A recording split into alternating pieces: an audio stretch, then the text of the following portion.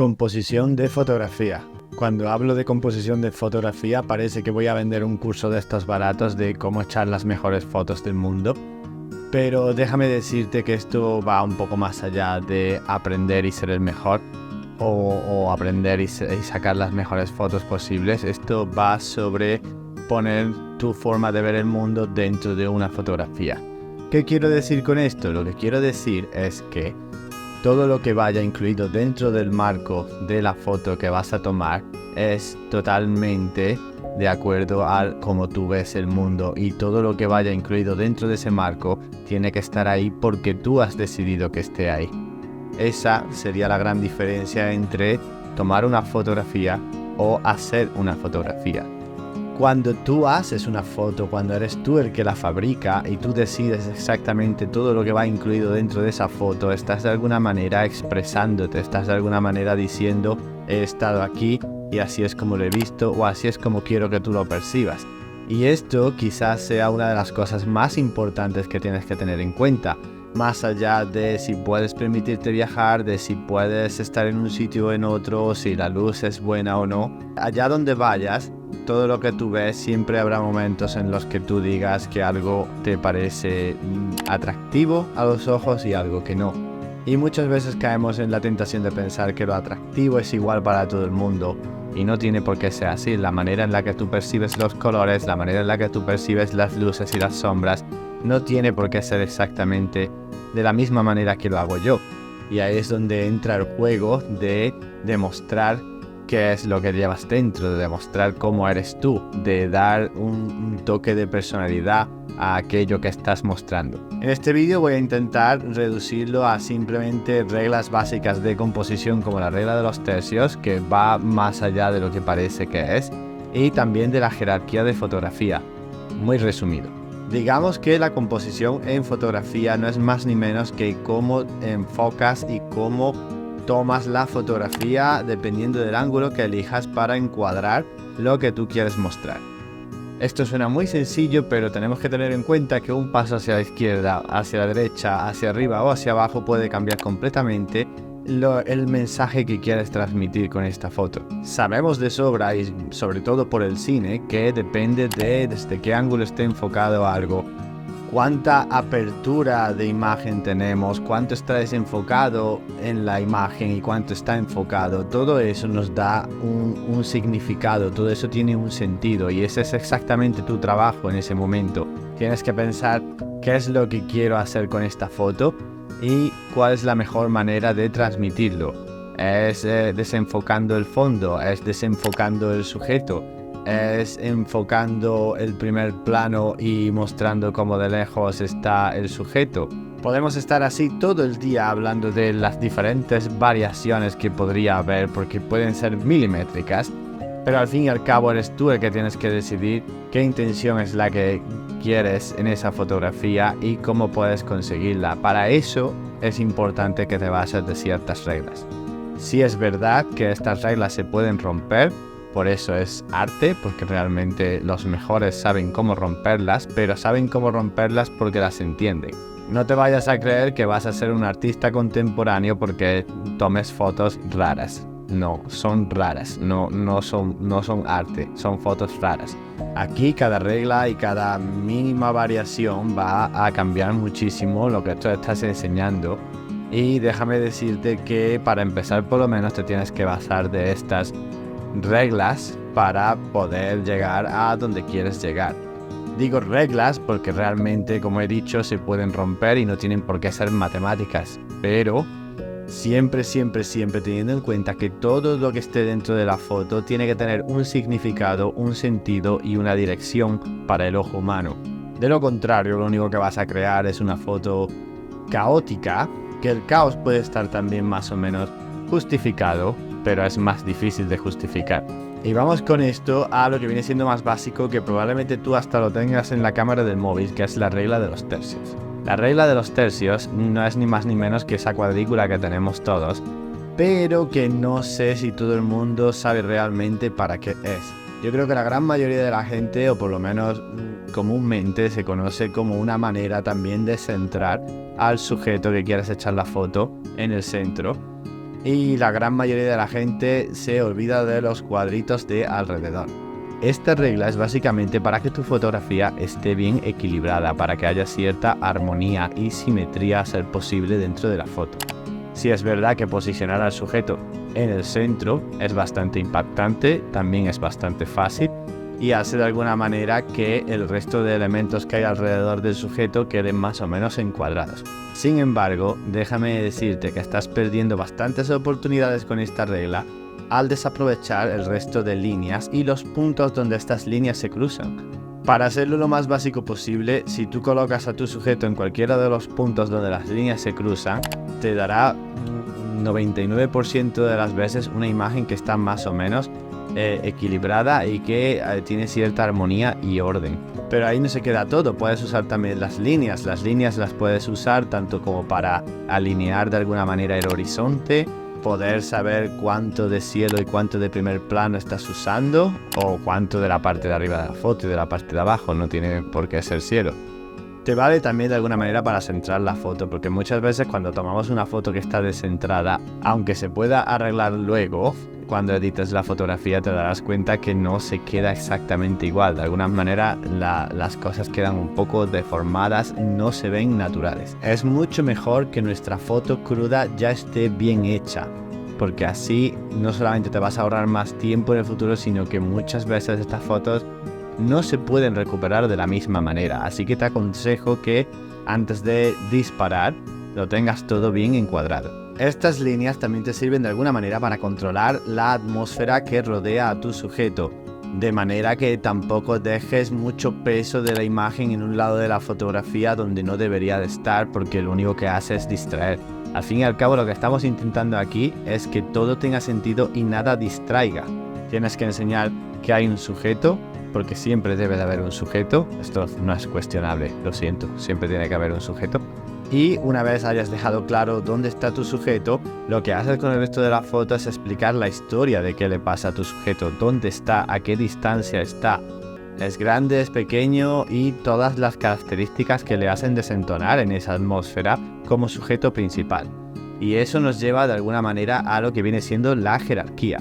La jerarquía, como la propia palabra indica, es básicamente la manera que tenemos de observar la foto de principio a fin. Esto de alguna manera pues también es muy intencionado y es no solamente mostrar un sujeto en un lugar bonito, sino el cómo tu sujeto interacciona con ese entorno o con otros elementos de ese entorno. Por ejemplo, cuando estamos echando una fotografía de una persona de espaldas mirando hacia el horizonte y tenemos al sujeto posicionado en el lado izquierdo, va siempre a tener mucho más sentido que esa persona mire hacia el resto de la fotografía y no hacia fuera del marco. Esto es algo que tenemos muy inducido ya porque vemos muchísimas fotos a lo largo del día y porque es algo ya que nos sale natural. Pero si te paras a pensar un poco en ello, es la jerarquía más simple que puedes encontrar, porque te está contando muy brevemente una historia en la que hay una persona mirando hacia ese paisaje.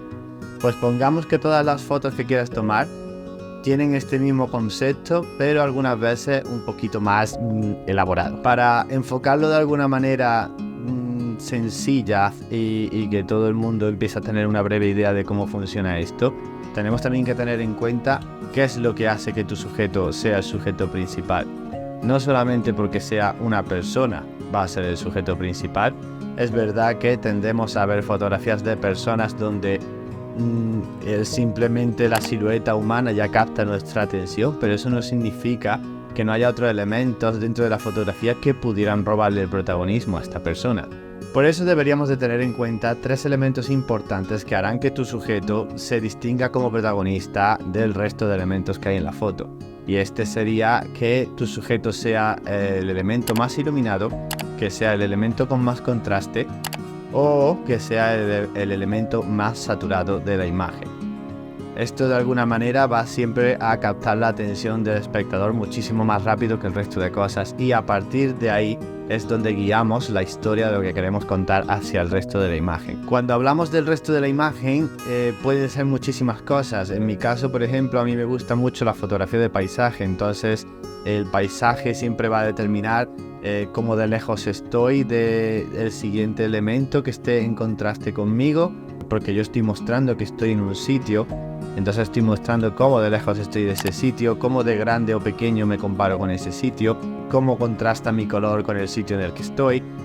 Podrían ser muchísimas cosas. Sin embargo, también me gusta muchísimo la fotografía callejera, y aquí hay muchísimos otros elementos que no son solamente el paisaje de fondo, sino que pueden ser edificios, personas, transporte público, coches, perros, cosas. Entonces, claro, de esta manera tienes que jugar un poco con el resto de elementos, muchos de ellos fuera de tu control, por lo cual tienes que estar avispado y ser rápido, o pasar muchas horas esperando a que pase exactamente lo que tú quieres, lo cual a veces surge y a veces no. Esto es así de injusto en la vida.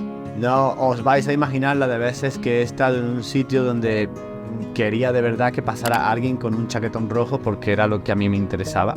Pero bueno, volviendo al tema, cosas que te pueden interesar aquí. Te pueden interesar la dirección hacia la que tu sujeto va. Si tu sujeto es móvil, si es inmóvil, pues no. Si es inmóvil, ¿dónde está? ¿Qué es lo que está haciendo ahí? ¿Qué otras cosas interactúan con tu sujeto? Si es alguien usando algo en ese entorno, como puede ser alguien conduciendo, alguien, no sé, usando un cortacésped, alguien cruzando la calle. Todas estas cosas tienes que tenerlas en cuenta, no solamente por la jerarquía de los elementos, sino volviendo a la composición. Todo está unido. Tienes que enfocarlo de la manera que tú cuentes hacia dónde va dirigida esa persona, por qué y qué está haciendo. Tienes que saber dónde colocar este objeto, teniendo en cuenta que sea inmóvil, en el lugar donde tú quieres, y si es algo que está fuera de tu control, entonces eres tú el que te tienes que mover hasta que lo encuadres en el lugar que tú tienes, y hasta que todo tenga sentido con el resto de cosas que haya alrededor. Yo recomendaría, sobre todo para comenzar a practicar este tipo de cosas, que te centres sobre todo en fotografías minimalistas, que no tengan demasiados elementos, que tengan simplemente un sujeto muy fuerte, como podría ser una ventana rodeada de nada más que de un muro de color que te guste, o podrían ser objetos que tú puedas controlar más allá que intentar fotografiar personas o acciones de personas, porque de primeras va a ser muy frustrante y vas a volver a casa pensando que has perdido el tiempo. Sin embargo, las fotos minimalistas no es que sean más fáciles, pero sí es verdad que tiendes a tener menos distracciones y menos cosas fuera de tu control, que puedes de alguna manera tú poner como tú quieres. A mí, por ejemplo, que me gusta mucho la fotografía de paisaje, sí es verdad que lo que más me molesta de todo pues es la posición del sol, las sombras y demás, y eso simplemente lo único que tengo que hacer es ir a la hora que tengo que ir o esperarme. Pero cuando se trata de querer que pase muchísimos pájaros al unísono al mismo tiempo cruzando una nube, pues obviamente aquí la cosa puede ser bastante frustrante. Por eso recomiendo que es mejor empezar con cosas más básicas, con cosas estáticas, y probar más o menos qué es lo que te gusta, teniendo tiempo de sobra en un sitio con elementos estáticos donde tú puedas tranquilamente ir probando con la cámara cuáles son las mejores formas o cuál es la mejor forma para ti de proyectar esa foto. Volviendo un poco al tema de la composición, una vez tienes más o menos la jerarquía de elementos, la historia que quieres contar y de dónde hasta dónde tiene que ir saltando el ojo, tienes que empezar por un sujeto principal, conectarlo con varios elementos, y ninguno de ellos debe de ir después o antes del orden que tú quieres. Pues volviendo a la composición de estos, te recomiendo que empieces con la regla de los tercios, pero tienes también la regla central, que es básicamente la cruz, donde si quieres hacerlo todavía más fácil para empezar, esta cruz te dice exactamente dónde está el centro del marco de tu foto, y de esta manera puedes hacer que todo sea más impactante y más fácil para el ojo de detectar. Esta es una técnica que desde luego es muy fácil de utilizar, pero tiene también sus contras, y es que es bastante rápida de leer, es bastante impactante, pero dura muy poco. Y a mí, por ejemplo, personalmente me gustan mucho las fotografías en las que tienes que dedicar más de 2 segundos para entender. Me gustan esas fotos que necesitas 1 segundo para verlas y 2 segundos para entender. Entonces, usando esta técnica muchas veces es verdad, sobre todo si eliges fotografía minimalista donde no hay mucho alrededor, esta técnica muchas veces pues impacta muy rápido y te olvidas de la foto. Cuando, por ejemplo, para mí ordenar los elementos de una foto en una calle muy ajetreada de gente y que todo tenga armonía junto me parece algo mucho más atractivo y que te lleva más de 2 segundos para ver y para disfrutar. Y esto nos devuelve de alguna manera a la composición, en la que es muy importante sobre todo encontrar la simetría. ¿Por qué? Porque nosotros tendemos a pensar que en la naturaleza la simetría no existe. Sin embargo, está por todos lados. Llega un momento que practicas tanto que tú vas paseando por la calle y ves líneas de tercios, diagonales y triángulos y todo tipo de formas geométricas. Y cuando tú plasmas eso en una foto, por esta tendencia que tenemos a pensar de que la naturaleza no es simétrica, nos capta la atención mucho más rápido porque lo vemos como antinatural, cuando en realidad es todo lo contrario. No sé, me parece un efecto que es bastante chulo y que se puede conseguir con práctica, pero tampoco es algo que necesite que estés echando fotografías todo el tiempo. Simplemente paseando por la calle, empieza a fijarte en las aceras, los edificios, las personas, los coches y empiezas a encuadrar todo en pequeños marcos y luego encuadrar también dentro de esos marcos otro pequeño marco y al final acabas teniendo miles de formas geométricas que llaman muchísimo la atención cuando están todas ordenadas dentro de una fotografía. Por eso me refiero a cuando consigues algo así, sobre todo en sitios ajetreados donde hay muchísima gente, capta todavía mucho más la atención porque le estás describiendo a una persona el caos y se lo estás simplificando y se lo estás vendiendo de una manera bonita al ojo. Y ya para terminar tengo que incluir el resto de reglas de composición de fotografía que no he querido explicar aquí porque me parecen muchísimo más complicadas de conseguir, aunque muy efectivas. Todas ellas tienen sus ventajas y sus desventajas, no me malinterpretéis. Pero sí, tendríamos la regla de los tercios que ya hemos mencionado, tendríamos también la regla del centro y luego, por ejemplo, tendríamos la diagonal. La diagonal sí que es verdad que es una técnica que es bastante impactante, que capta el ojo humano a la perfección, pero es un poco más complicada de captar a la primera. La mayor parte de las veces, a no ser que sea bastante exagerado, no sueles ver diagonales por todas partes o no sueles ir con la regla de la diagonal puesta en tu cámara buscando eso.